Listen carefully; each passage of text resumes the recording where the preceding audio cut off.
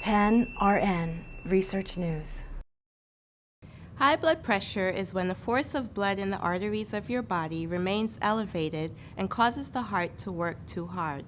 The medical term for high blood pressure is hypertension.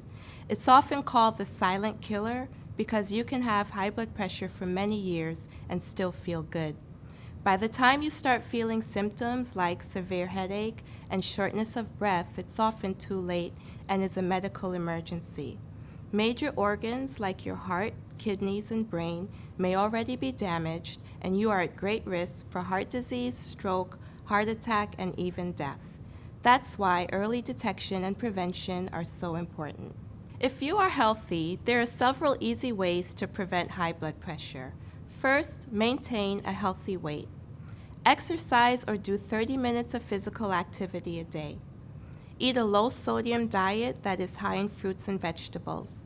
Limit your alcohol intake if you drink. 1 drink per day for women and 2 drinks per day for men. If you are a smoker, quit. Have your blood pressure checked when you see your healthcare provider or at least once every 2 years. If you're not sure whether you have high blood pressure, see your healthcare provider.